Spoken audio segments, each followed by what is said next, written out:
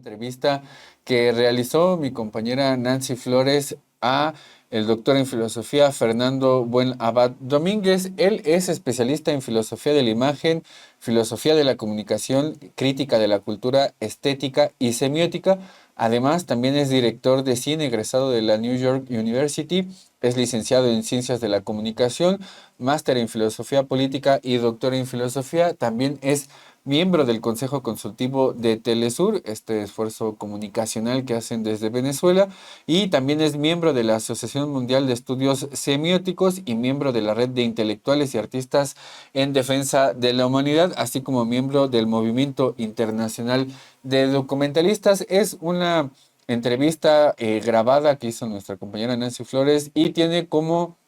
tema principal, medios y posverdad, que es parte de lo que vemos cotidianamente en las redes sociales, en distintos medios de comunicación, la forma en la que se va construyendo la realidad a partir de estos medios. Y vamos a ver esta entrevista que le hizo nuestra compañera Nancy Flores. Estamos con el doctor Fernando Buenabad, filósofo, para hablar de temas que, desde mi punto de vista, son cruciales para entender la realidad que vivimos en México. Doctor, bienvenido al programa de Contralínea. Muchas gracias. Mil gracias, Nancy. Un saludo siempre cordial para usted y para toda la audiencia. Doctor, preguntarle sobre el tema de la posverdad, entendiendo que esta desinformación a la que estamos llegando a niveles escandalosos en el caso mexicano y también, por supuesto, en la realidad argentina, tiene que ver no solo con el sector mediático, con las corporaciones mediáticas, sino también con una facción de la propia academia. Todo ello en un contexto en el cual se está escribiendo la historia en este momento y la mayoría de estas corporaciones mediáticas tienen narrativas que no son acordes con la realidad. ¿Cómo observa este momento específico que estamos viviendo? Pues en el enfoque con que yo trabajo estos temas, Nancy, especialmente con un abordaje que yo defino como un abordaje filosófico sobre nuestro tiempo, el problema de la verdad es un problema que se agudiza en medio de un retroceso civilizatorio realmente preocupante a nivel de toda la especie humana. No hay hoy por hoy, salvo muy contados casos, países en los que el efecto contracivilizatorio provocado por el neoliberalismo fundamentalmente en su fase más aguda y diría yo más salvaje, precisamente la del presente, eh, el problema de la verdad cruzó con toda impudicia y con toda impunidad una crisis que, que ha sido, en todo caso, nada ingenua, una crisis que ha sido, a mi entender, preparada, diseñada e incluso financiada, con el objetivo de provocarle a la especie humana una actitud desaprensiva, una despreocupación, eh, casi diría cretina, frente a, frente a esto que es conocer la verdad, hacernos responsables como especie humana, como sociedades, de la verdad que vivimos, de la realidad en sus escalas distintas, y entender que ninguno de estos conceptos es posible en soledad,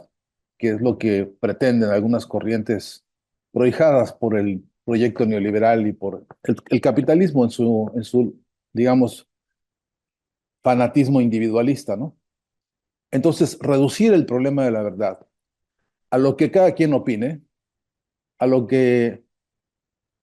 más o menos su leal saber y entender le da para creer que las ocurrencias, las creencias, los dogmas y los fanatismos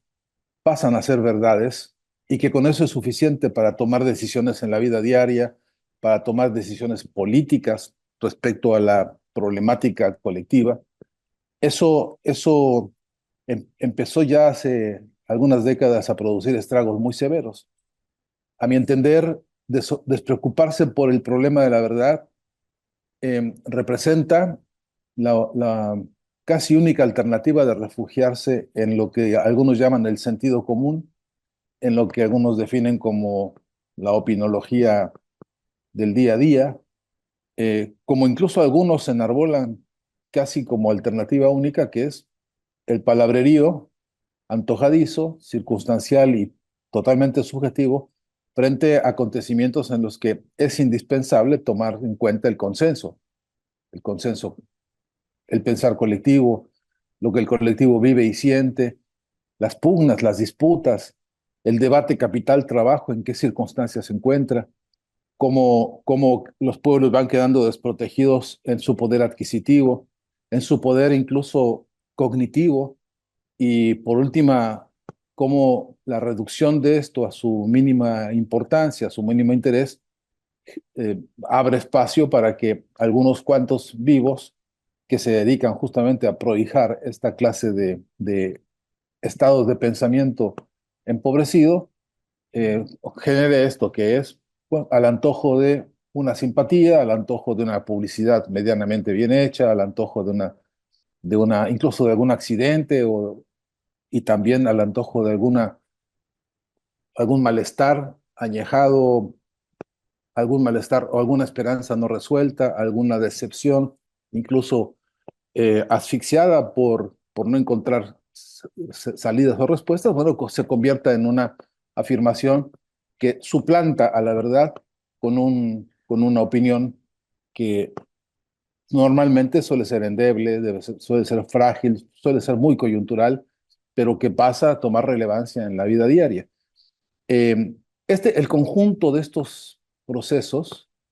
el conjunto que está ocurriendo en todas las casas, en todos los lugares del planeta,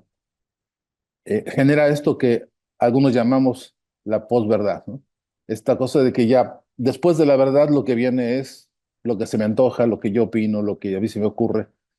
o lo que alguna corriente de opinión nos infiltra como verdad valedera, y entonces entramos en una crisis. Me parece que sería insuficiente presentar esto como una crisis civilizatoria y nada más como una crisis, si no agregásemos, Nancy, una reflexión sobre, además, el otro complemento que es la invención de mentiras premeditadas,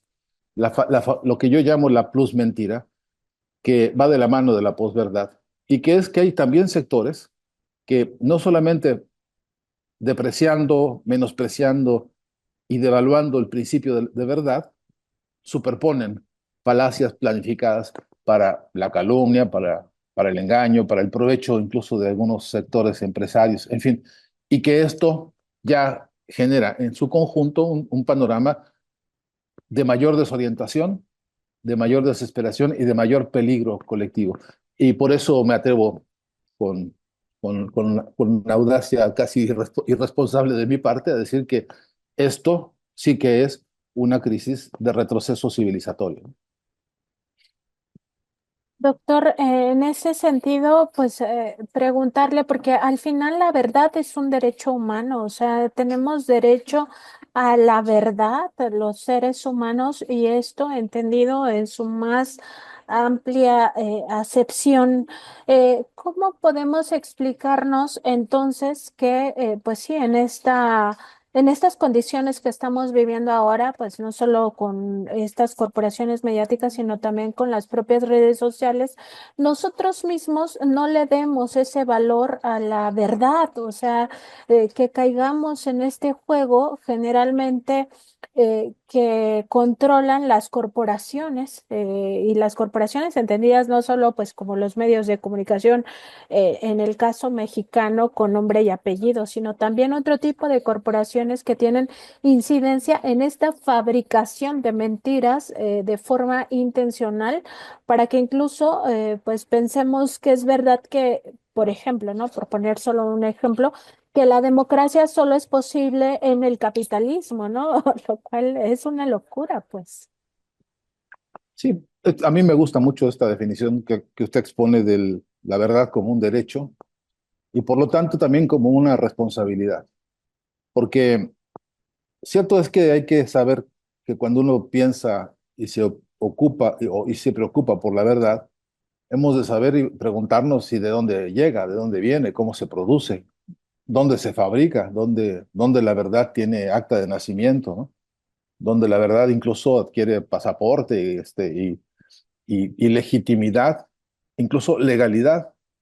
Y eso se responde, a mi entender, de manera directa cuando uno entiende que se trata de un derecho, no puramente individual, como algunos definen los derechos casi en el campo de la individualidad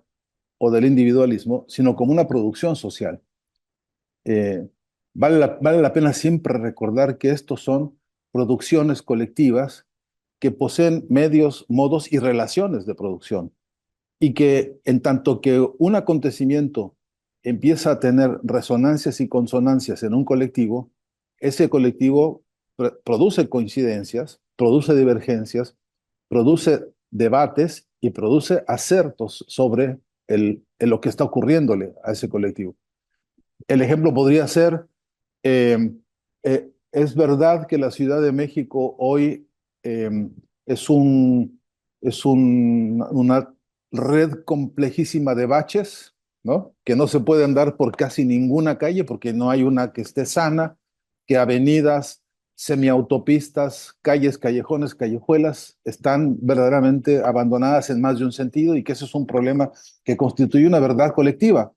Si yo dijese todo lo contrario, chocaría seguro con el sentido común de no solamente de los transeúntes, de todos los conductores, de todos los choferes, de todos los que circulan en bicicletas, motocicletas, etcétera, por una realidad y por una verdad que afecta a todos, porque incluso algunos estudios sociológicos ya dicen que este problema de los baches, aparentemente intrascendente, es un problema económico muy serio para un país. Entonces, esto que ocurre, esto que se verifica, que se, que se vivencia cotidianamente, adquiere rango de verdad, sí, solamente cuando el consenso afirma, cuando el consenso define y cuando el consenso busca raíces para identificar eso, los orígenes de los problemas. Entonces, ahí el derecho a la verdad como derecho colectivo, como derecho social, como derecho incluso coparticipativo, comunitario, adquiere este rango también de responsabilidad social colectiva. De modo que es un trabajo social que hay que asumir, el de, el de debatir por la verdad, el de indagarla, el de confrontarla, el de debatirla, el de construirla en colectivo.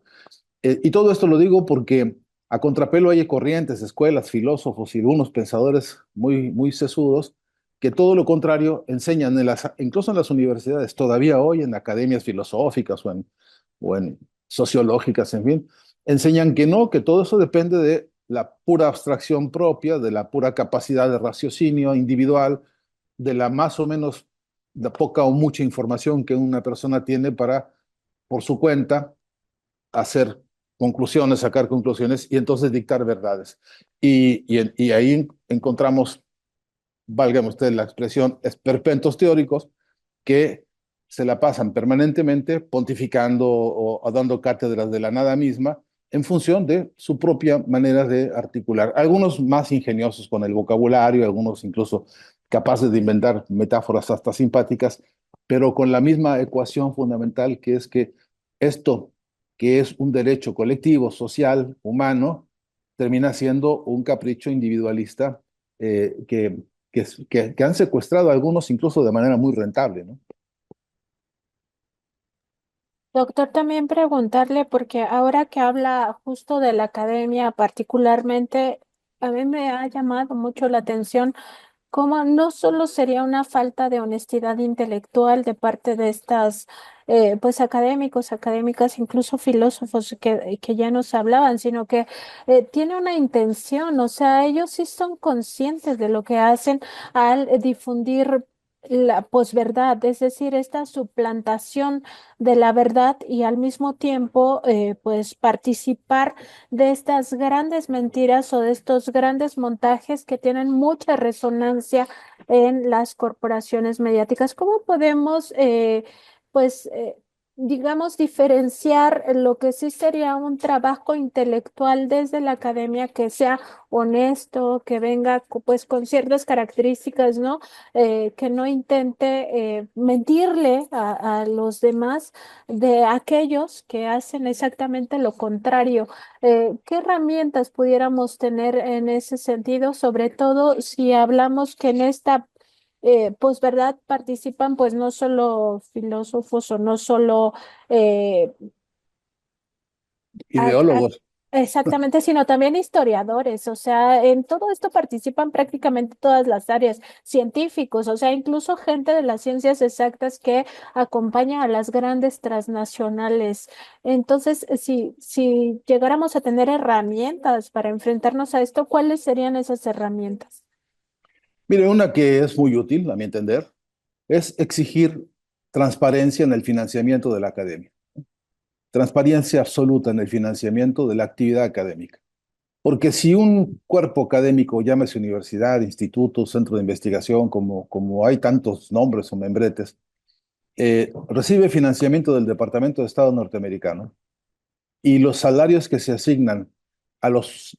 estudiosos o investigadores seleccionados para unos fines específicos propios de ese financiamiento, entonces uno ya tiene por lo menos un derecho ético fundamental que es interpelar el origen, el método y los resultados y los alcances y la aplicación de ese proyecto de investigación o de estudio o de enseñanza. Creo que esta es una de las tareas cruciales que se ha venido quedando de soslayo a lo largo de las décadas y muchas universidades hoy no están a la altura y muchos académicos no están a la altura de la historia que se está viviendo porque están a la altura de su salario nada más.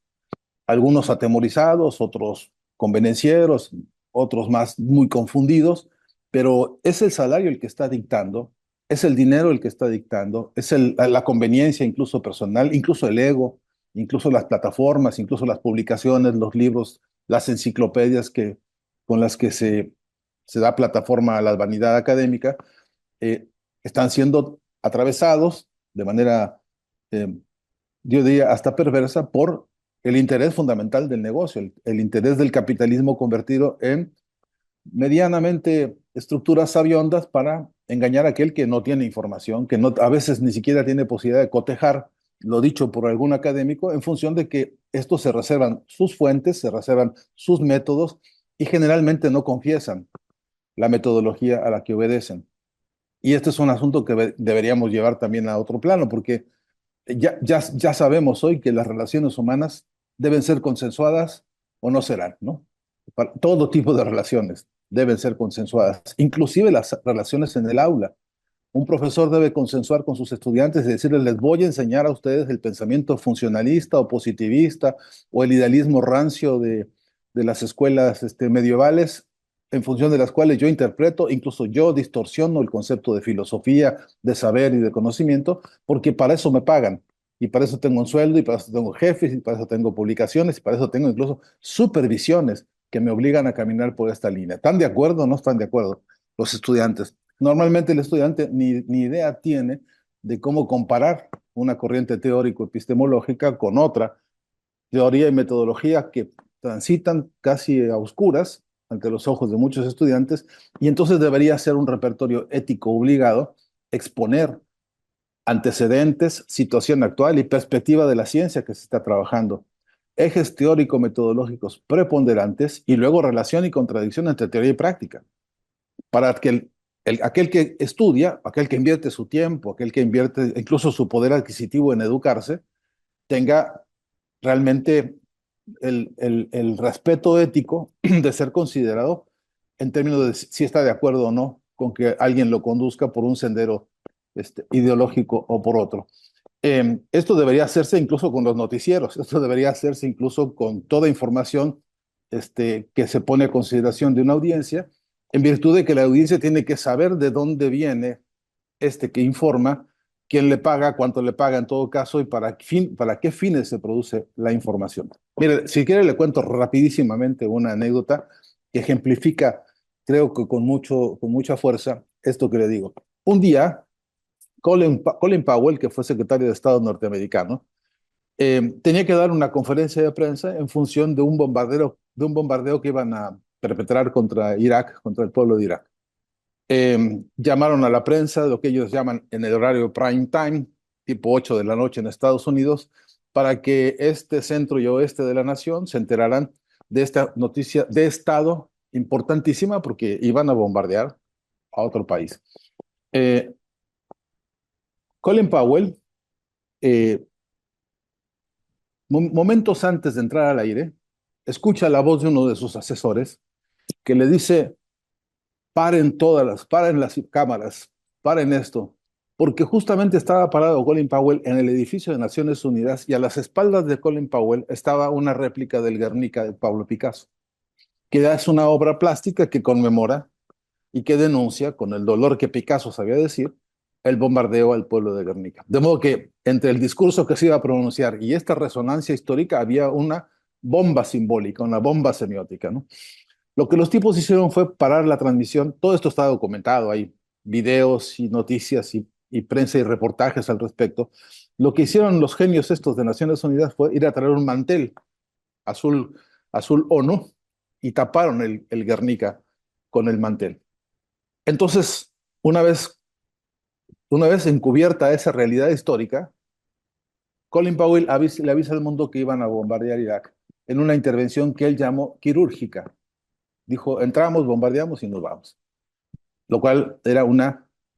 plus mentira, porque sobre la posverdad de que ya no importa si es Irak, ya no importa lo que fuere,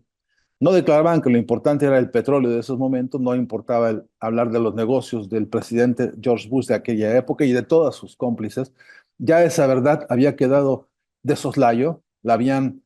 eh, eh, eh, escondido para poner sobre ella una mentira que era una falacia, que era: vamos a entrar, bombardear y nos vamos.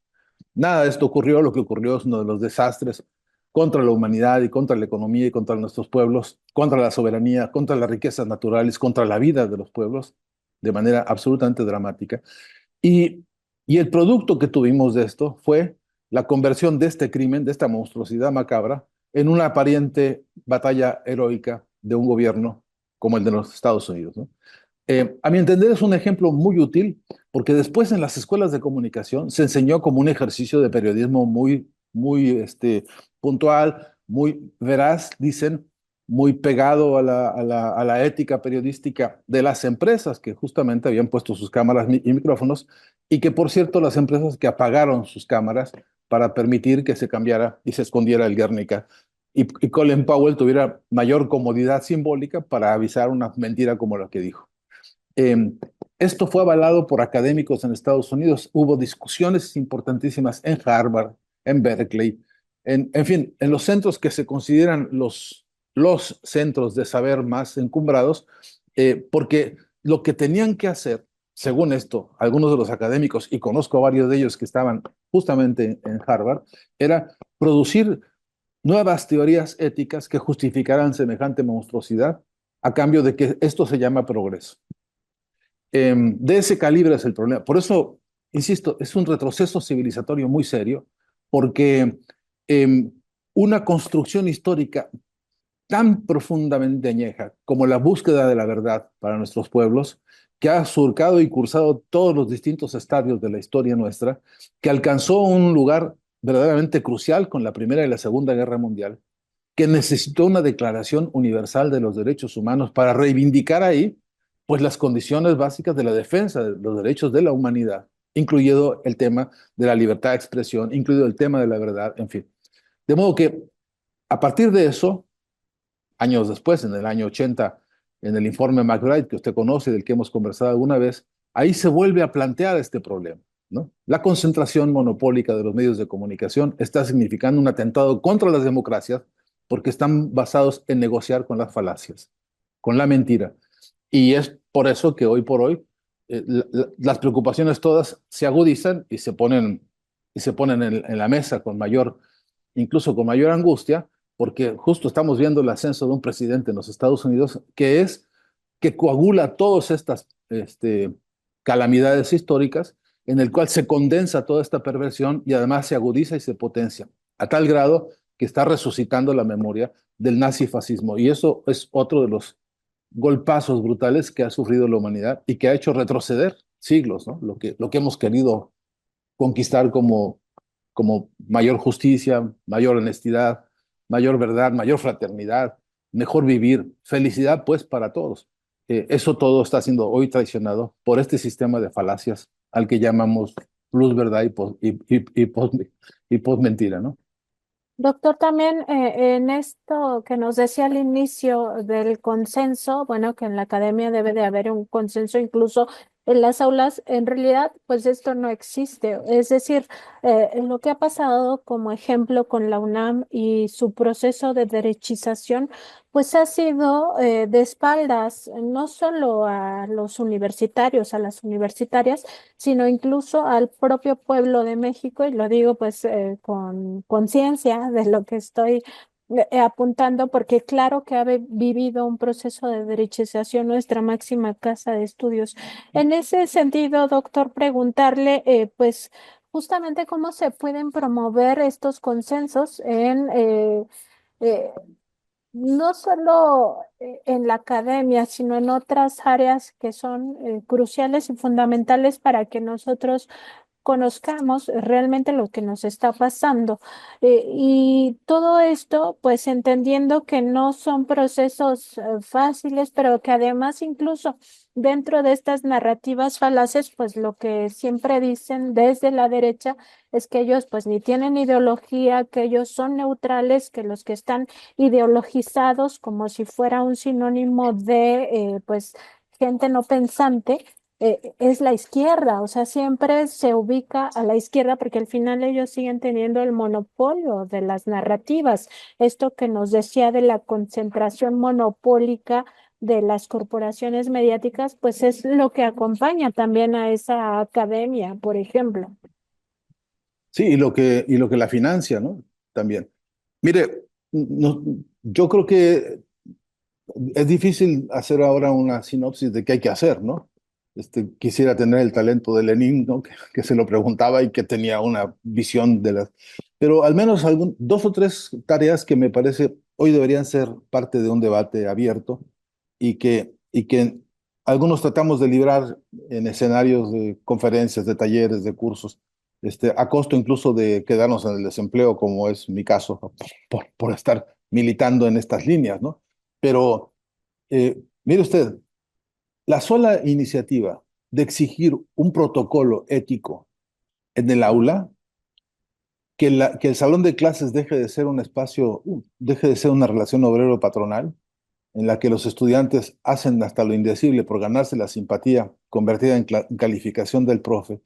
y son capaces de leer lo que sea, incluso estos mamotretos que son ahora como ensalada de fotocopias de 40 autores y que se leen sin profundidad y que se leen a veces de manera totalmente acrítica, solo para que el profe esté contento de que se aprendieron los muchachos y que encima les califica su capacidad de memoria o su capacidad de no protestar porque ¿qué es eso lo que está enseñándose? Un protocolo ético nos debería permitir romper, no no dañar la libertad de cátedra, que sigue siendo, me parece, un principio importantísimo, pero no confundir la libertad de cátedra con el adoctrinamiento tramposo de los estudiantes, y mucho menos el adoctrinamiento sometido a un financiamiento turbio, normalmente escondido y normalmente convenenciero.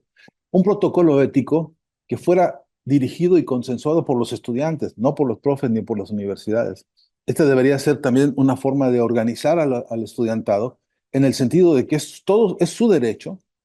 escudriñar la profundidad de las declaraciones académicas y científicas de todo profesor, de todo investigador y toda autoridad académica. La posibilidad y la necesidad de interpelar a aquel que dice dirigir un espacio de información. Así se llame mesa de redacción en un periódico, así se llame oficina de gobierno donde se dictan cometidos y tareas para fines diversos, así sea, repito, un laboratorio de investigación científica para estudiar moléculas de no sé qué. El protocolo debería ser un alma mater ética que le permitiera a todo el mundo fijar una tabla de consensos que diga esto sí y esto no. Porque el gran riesgo, Nancy, es que sigamos perdiendo la moral en la formación, la moral del conocimiento, la moral que construye saberes y que los construye no para satisfacerse a sí mismo o sus ansias de tener un cargo o una chamba cuando se gradúa, sino la moral que tiene que ver con el conocimiento que va a multiplicarse, que va a compartirse, que va a confrontarse con la realidad, para justamente encontrar las verdades más hondas y más significativas. Entonces, sí creo que es crucial que un protocolo ético en el aula, como en la oficina, como en la sala de redacción, norme los criterios. Ahora, pero no el protocolo ético de los negocios de la empresa, sino el protocolo ético que marca, por ejemplo, un Ministerio de Educación Pública. Es crucial que los ministerios de Educación Pública o las secretarías de Educación Pública sean los baluartes del proyecto ético en las aulas. Y sin embargo, no lo tenemos. Es más, tenemos secretarios de Educación en América Latina que están muy lejos siquiera de merecer semejante cargo. Y este es un problema también de crisis educativa, porque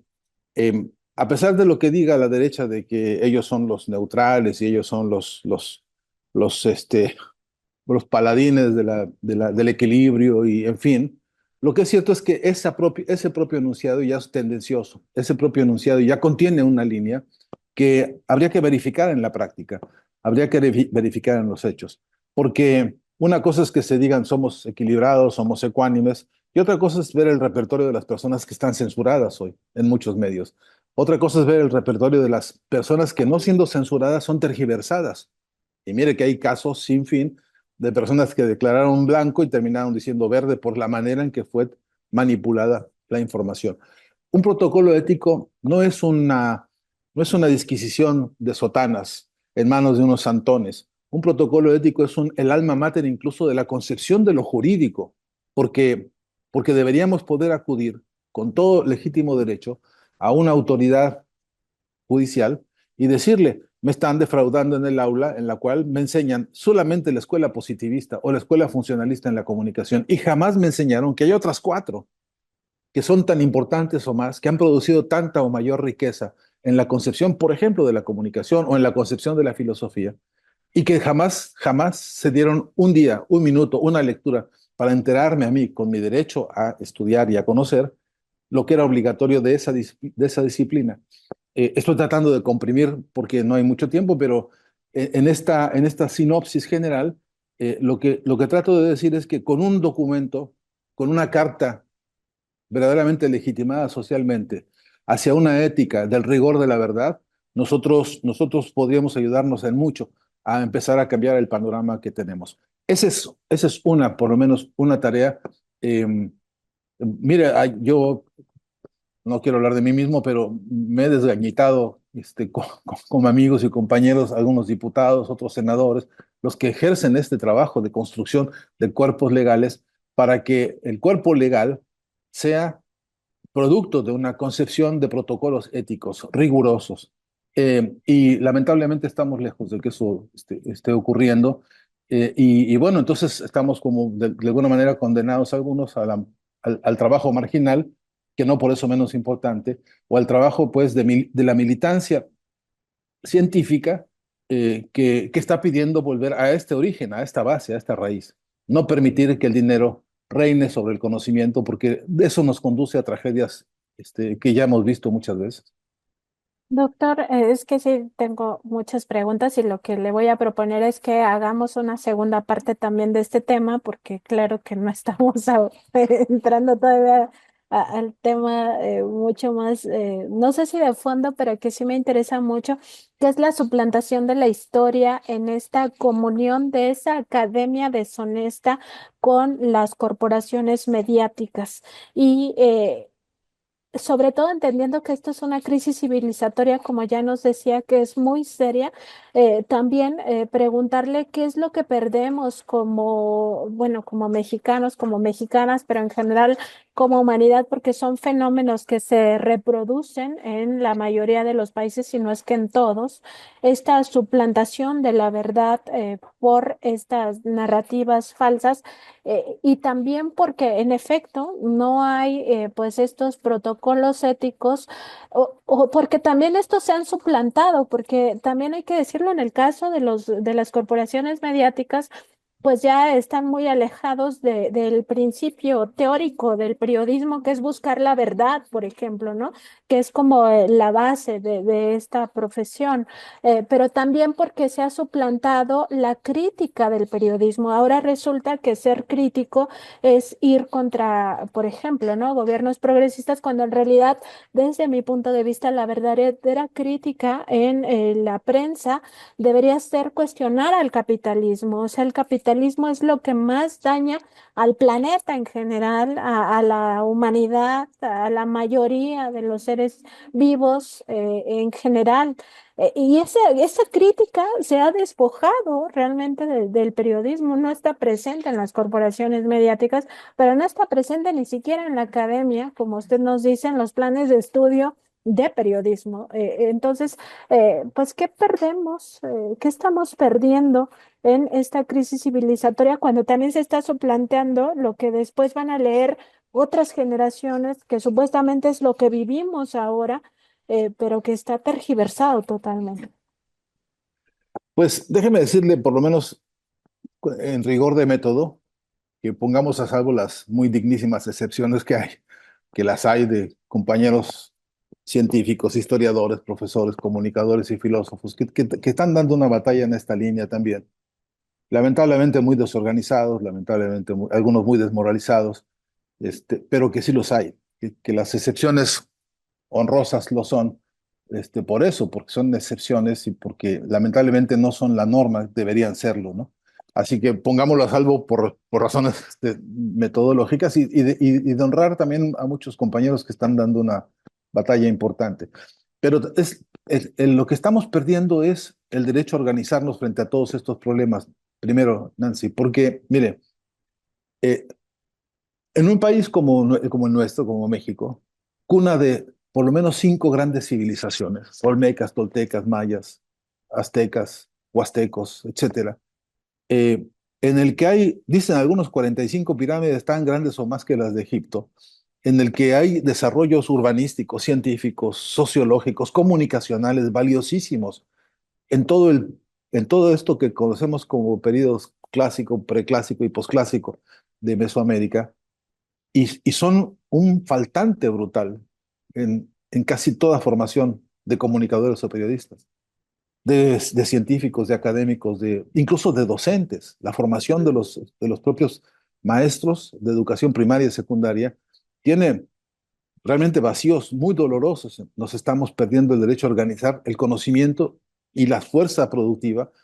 intelectual porque no conocemos, porque ignoramos esos bastiones. Pero ojalá el problema fuera solo ignorar, porque se podría subsanar llenándolos con conocimiento, con información. Pero ya además hay espacios que se han venido a ocupar por las intenciones de la plusmentira. Por ejemplo, Enrique Krause, para ponerle nombre y apellido, fabricó una cantidad brutal de falacias y de mentiras con sus libros, revistas, folletos y a propósito de una historia de México en la que lo importante era dejar espacio para la publicidad de las bebidas alcohólicas y en fin, que financiaron junto con Televisa semejante proyecto. De modo que nos quedamos cruzados de brazos ante esto. Debió haber sido sometido a un Tribunal Nacional de Revisión de la Historia para impedir que eso circulara con toda impunidad y con toda impudicia, como ocurrió y como sigue ocurriendo. Deberíamos haber tenido, mire usted hasta dónde llega el escándalo. Ahora voy a no, porque mi única neurona que me queda no me ayuda, pero no voy a acordarme bien de la fecha, pero Octavio Paz organizó un congreso que se llamaba La Experiencia de la Libertad, financiado por Televisa. Y ahí se trajo a todos los intelectuales del planeta, amigos suyos,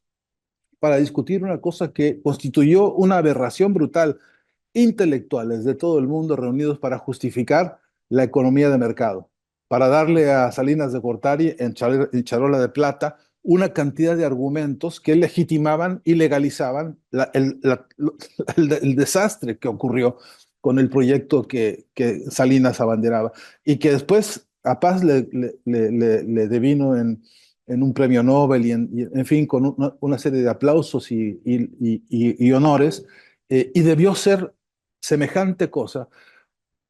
materia de discusión nacional, en función de que, bueno, por último, si nos ponemos muy liberales, pues es su derecho a decir lo que ellos medianamente quieran o puedan según sus intereses, pero no transitar de manera gratuita en un país donde se instala esto como verdad, cuanto que hay profundas discusiones que hacer. En ese Congreso, Nancy, el único que se levantó a decir algo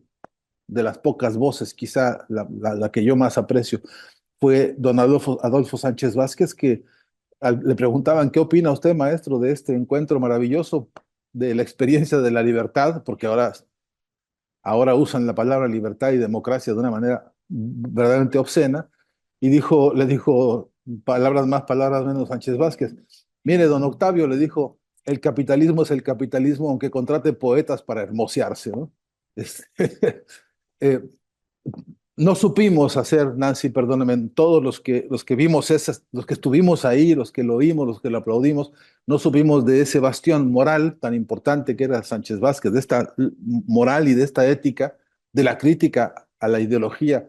de la clase dominante, una corriente de pensamiento crítico que robusteciera una mirada crítica, en serio crítica, porque tiene usted toda la razón. Criticar al gobierno, incluso progresista, no es ser enemigo del gobierno progresista, es ayudarle. Yo de verdad me enemisto seriamente con aquellos que dicen, porque yo hago una observación crítica al presidente Ortega o al presidente Maduro o al presidente Zelaya o a quien fuese, entonces ya me hago automáticamente enemigo suyo. No, lo que hago es poner a sus manos un instrumental de mirada crítica sobre cosas en las que creo que incluso puedo ayudar, pero depende la declaración de principios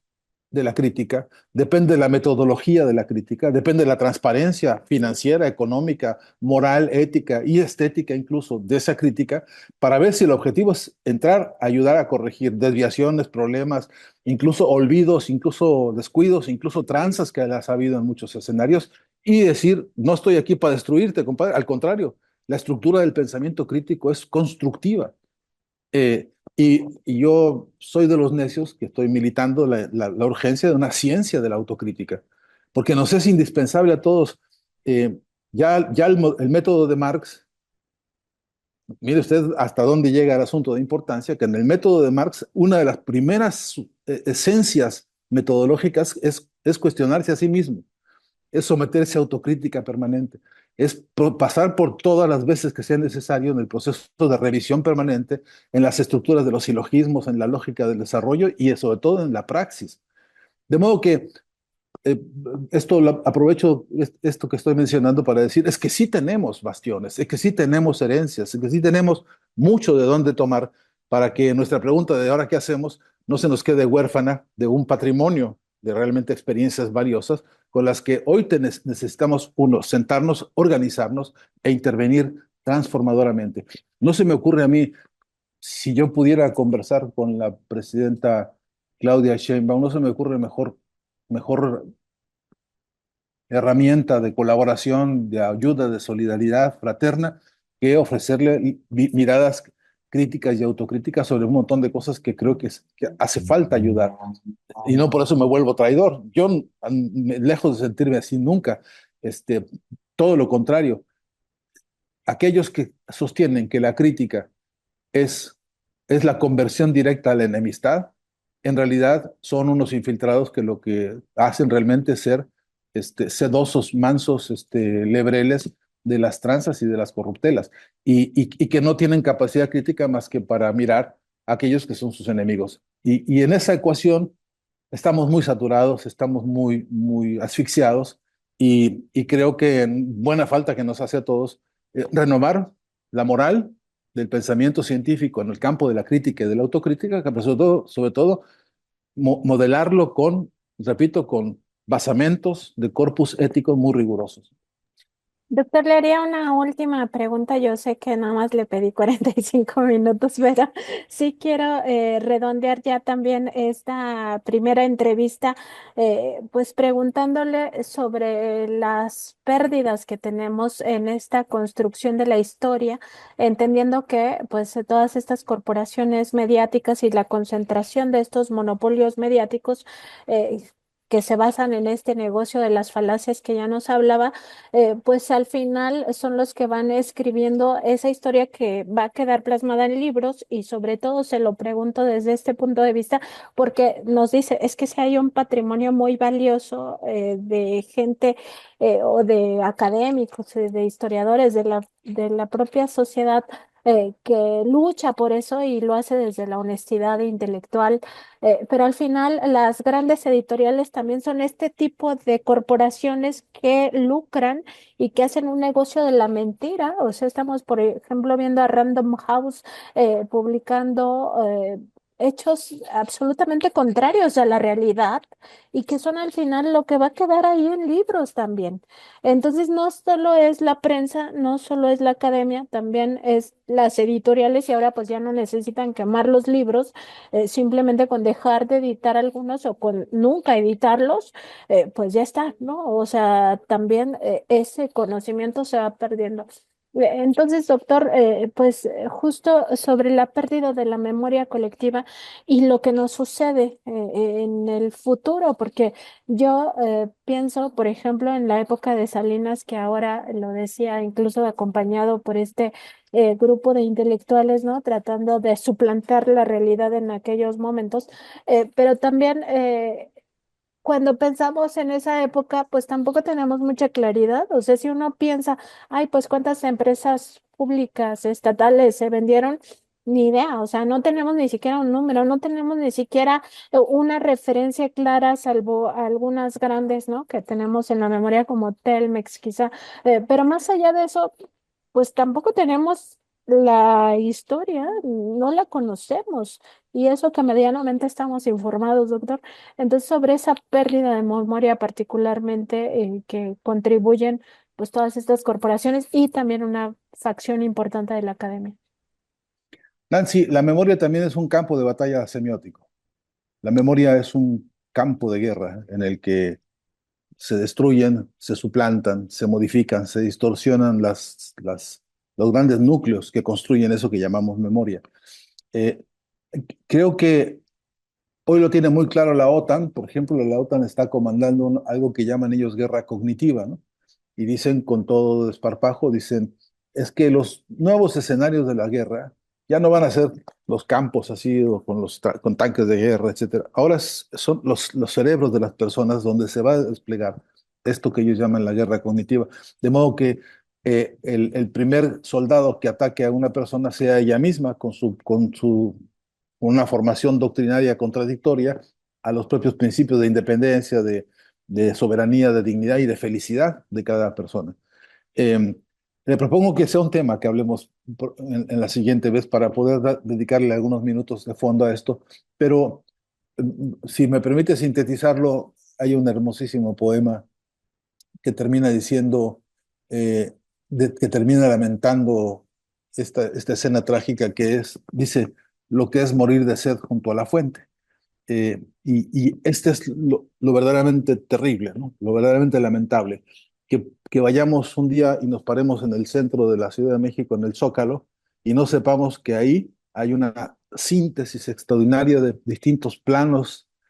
tectónicos de la historia misma y que nos ha quedado invisible, ¿no? Que no somos capaces de leer y releer porque hay una catedral como esa encima de un templo como el que está ahí y lo que costó en vidas, lo que costó en historia, lo que costó en soberanía, lo que costó en sangre, lo que costó en recursos naturales, lo que nos costó en oro, en plata, en cobre, en todo lo que nos saquearon. Ese inventario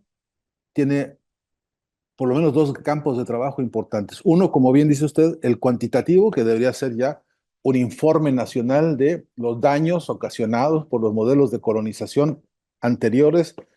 presentes y futuros, porque ahí viene ya la siguiente etapa, ¿no? Ya nos lo advirtió Donald Trump, así que no podemos hacernos los tontos frente a eso. Pero también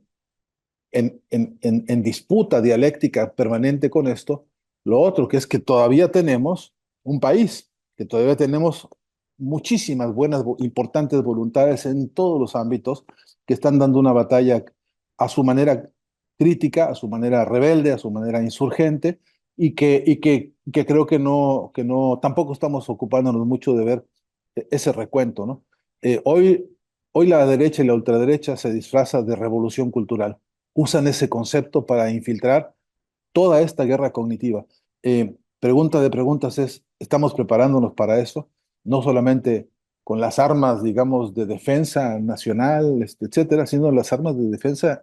semiótica, de defensa intelectual. Y es una linda pregunta para trabajar más a fondo e interpelar dónde aparece en los programas de gobierno, dónde aparece en los planes de corto, mediano y largo plazo esta preocupación, porque como es una cosa urgente, lo más lógico es que podamos coincidir, si lo analizamos a fondo, en que algo mal está pasando si no tenemos incluida esta agenda en la batalla cultural de este momento. Y de ser así, estamos corriendo mucho peligro, ¿no?